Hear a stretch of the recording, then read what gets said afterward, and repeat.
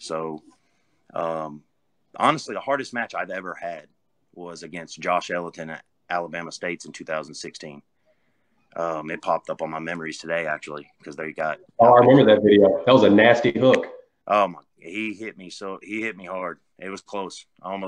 He almost pinned me, but it was. I mean, it was a good 30, 45 seconds, like full speed, but it was tough. After that, after nationals in 2016, I went to Zloty. That I just was strictly training for that, basically. What weight class was that? 172. I was like 171. 171. 171. It's like 171 point something, the way the kilograms work out. But I was way under that. I was 170.8, I think. Where'd you start at when you cut for that event? Man, I had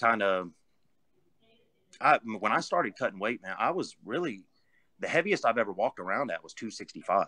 If you fuck. Believe it or not. Me too. Yeah, I was. Fat bastards. I mean, I'm sitting at my desk eating family-sized bags of Doritos and just lifting as heavy as possible. I was borderline gluttony to get to that weight, you know, and I thought it looked good, but I look back on it and it was just terrible. I was unhealthy. I started getting down, losing weight. That's when I, got below 220, and I started cleaning up my diet and my frame. I should be walking around in the 180s. Like, that's probably what my frame is best for. But I got down to 170, a little under 171 for that tournament. I started my cut at it wasn't bad because the cut started prior to Zloty. I was 235 and cut down and made 176 at nationals, but I didn't cut in like a week, a month, nothing like that. It was over a period of time, and I didn't pull for months prior to that. So once I got to a weight that I was wanting to compete at, that's when I started competing again. I took a lot of time off. Okay, so since we're at the Zloty, I guess, portion of this discussion, I guess the follow-up would be, how was Zloty? Who won? How did you do? And then how would you compare the Europeans versus the Americans? Because I think that was really your first time out of the country from an arm wrestling standpoint. Yeah, it was. And, man, it was by far the most stacked class there that year. It was – I mean, we had David Samusha, we had Bodan Ivanchenko, we had man, I mean, it was deep. I mean, Joseph LeVay went 0-2, Yeah. I think I recall there was 29 in that class. Is that possible? Yeah, it was close to 30. It was right around 30. Yeah. And it was very deep. Like, guys like Joseph LeVay went 0-2, I mean, it was the draw was horrible. Matter of fact, the guy that won it, David won it. And he pulled Carlos Tiete in the first round and lost. He won the tournament from the B side. So I was matched up with Bodan from Ukraine. First match, I beat him. Then Carlos beat David. Vladis from Latvia. That dude he's an animal. He pulled, I can't remember who he pulled, but he had somebody else really tough the first round. And then the very next round, I get somebody's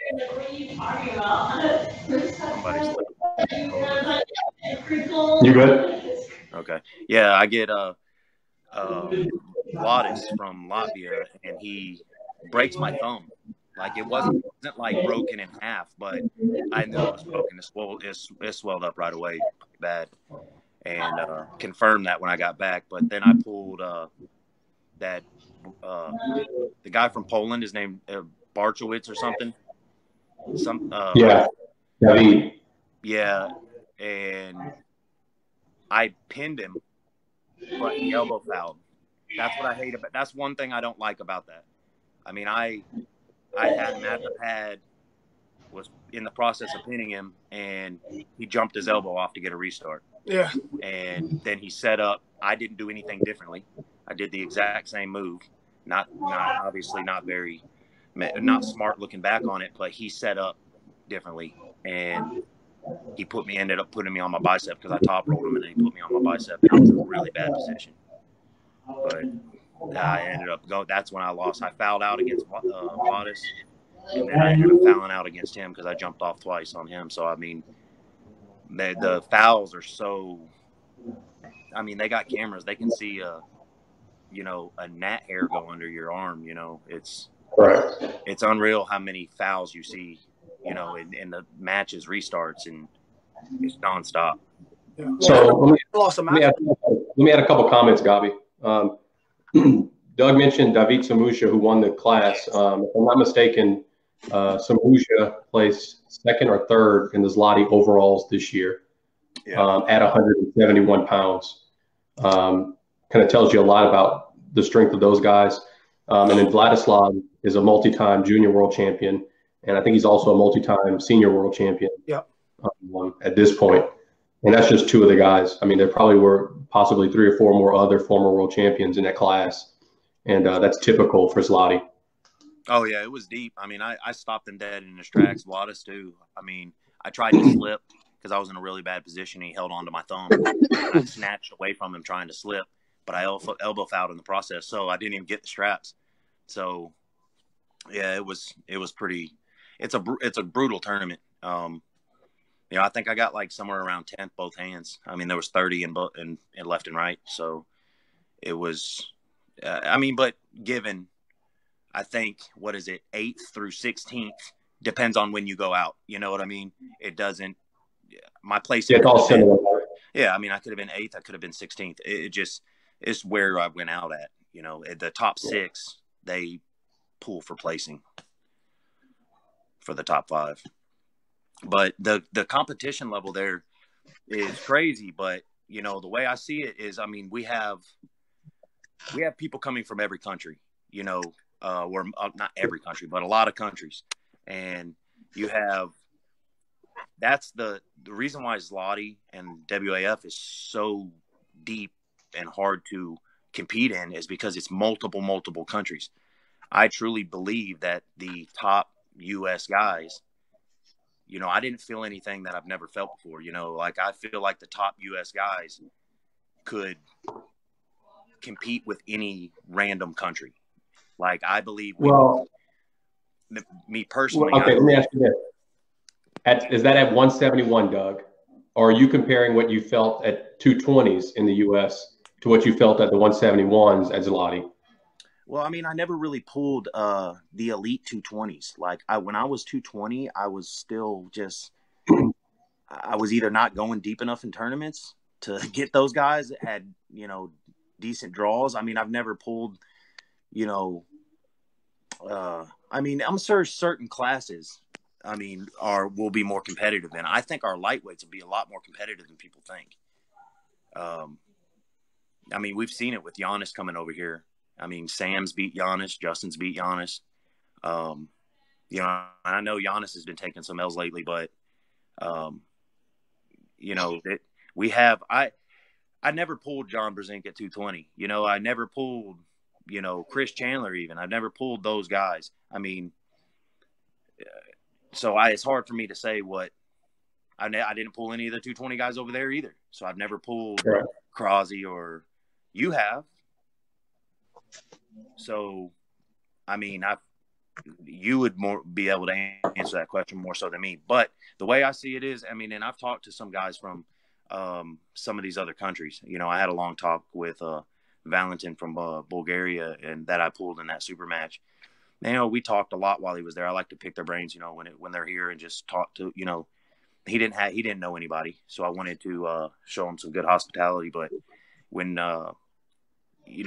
our best versus just Bulgaria, I feel like the United States is right there, if not better. You know what I mean? Like our super heavyweights are right there, like just Bulgaria. Now you go to Zloty and you have all these other countries. You have Georgia and you have Poland and Ukraine and Russia and all these other countries there. These are multiple countries. The USA versus all of Europe. We shouldn't. They should have. It should be tougher. But so let's take this into more detail. Gabi, Drellick, what do you think? USA matched up against Bulgaria. USA matched up against any Eastern European country gets smoked. Well, I mean, generally speaking, I mean, there are some American pullers that can pull with anybody, but and I think partially it's strength and training, but I think also what you have to look at is in the United States, a lot of our pro leagues, albeit UAL or WAL or whatever in the past, the reffing was very lenient. It was very sloppy.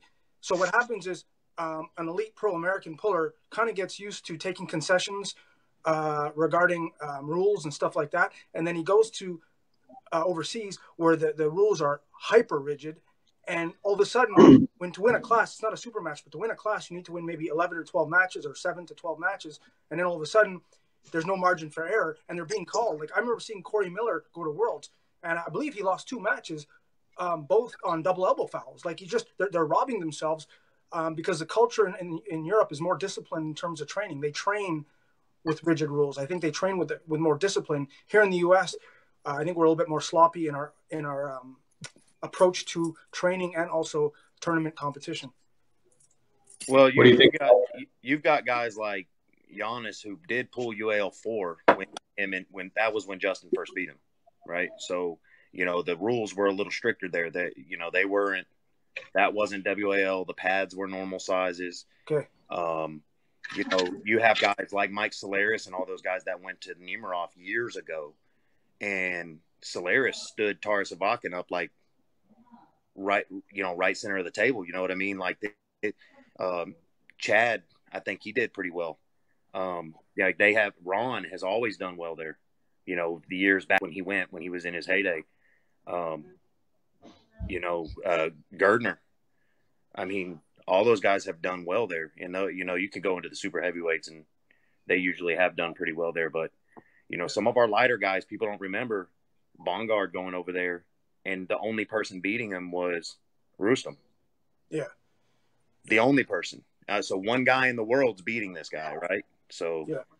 The USA has the quality, but also for every elite puller that the US has, each European country has 10, 15. Like they have massive volume on quality, so I think that plays a factor in large tournament draws as well.